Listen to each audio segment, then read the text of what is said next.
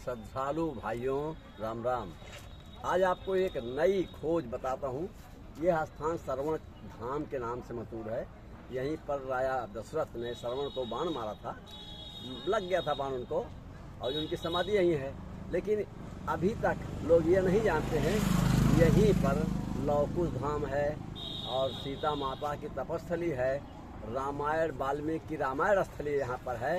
यहीं पर अन्नाय एक बाजार है, जहाँ सीता जी को छोड़ा तो वहीं पर लोग अन्नाय स्थल, अन्नाय जगह जहाँ अन्याय हुआ था उसको लोग अन्नाय वहाँ अन्नाय गांव बस गया। हमने उसको कविता में भी 4 लाइन किया हूँ कि सीता माता को त्याग दिया, जिस स्थल पर अन्याय किया उसी जगह अन्नाय कहकर आज हुआ अन्नावा है। लोकल चर्चा बनी रहती, यही रहस्य सब दावा है। वाल्मीकि के ताल यहीं पर निकट बैठ रामायण रचा, धीरे धीरे सब लुप्त हो गया अनुपम सिद्ध अद्भुत सच्चा। हमने वाल्मीकि रामायण का फोटो पहला पेज का लिया तो उसमें लिखा है, सरसा नदी तट पर व्याघ्र द्वारा मारे गए काम मोहित कोंच पक्षी को देखकर आहत भाव से मैंने अनुष्ठुप चंद में श्लोक लिखा।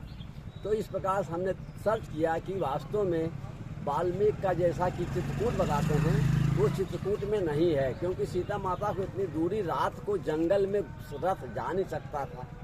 और श्रवण क्षेत्र पर यहाँ दशरथ आते थे तो अपना पगडंडी रास्ता बनाए थे और उसी रास्ते से यहाँ आए थे।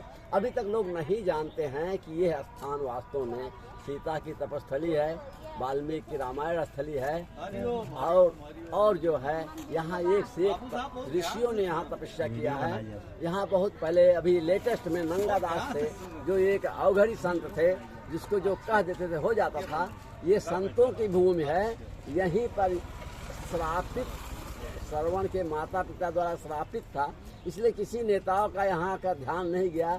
बाकी ये स्थल वास्तव में तीर्थ है। यहाँ के सीता माता तीर्थंकर हैं और लवकुश भी तीर्थंकर हैं, वाल्मीकि तो तीर्थंकर है ही हैं। इन सब बातों को देखने से लगता है कि पूरे जिले का संगम ये अपने में एक अद्भुत स्थान है। अपने में यहाँ हर साल अगहन की पूर्णिमा को भव्य विशाल मेला लगता है। लंगर चलते हैं, यहाँ पर भंडारे होते हैं और कार्तिक के एकादशी को परिक्रमा होता है, 7 कोसी परिक्रमा होता है। जैसे अयोध्या में होता है ऐसे यहाँ 7 कोसी परिक्रमा होता है। यह स्थान का महत्व बहुत ही है, लेकिन अभी तक किसी ने इसको खोजा नहीं, उजागर नहीं किया। अब योगी जी यहाँ आए थे और उनकी किरणें यहाँ तरंगे कृपा की आई हैं। अब यहाँ पर धीरे धीरे लोग जागृति हो रही है और कुछ लोग इसको पहुँचा रहे हैं शासन प्रशासन तक जो है। अब यहाँ पर राम मूर्ति भी लग गई है, लगा दिए गए हैं। उसका कल ही हो गया है उसका उद्घाटन भव्य। और मेला तो लगता ही है। यहाँ मेला जो है 7 दिवसीय मेला लगता है।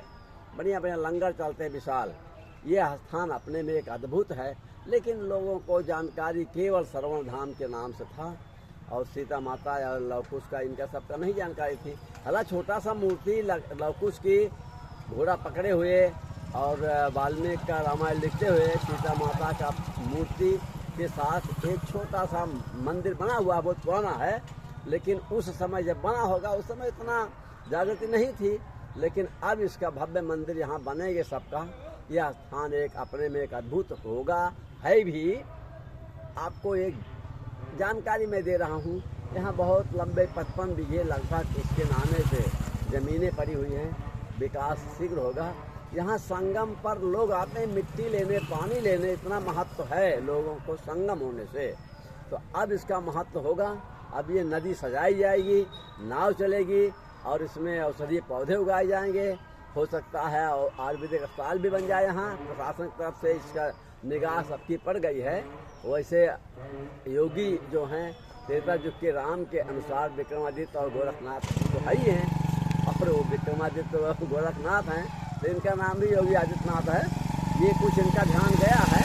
अब यहाँ कुछ विकास होगा और यहाँ आने पर कुछ ऐसे स्थान है जहाँ लोग नमन करते हैं तो हमारी शांति मिलती है, मनौती पूरी होती है। लेकिन अभी किसी को जानकारी नहीं है। धन्यवाद।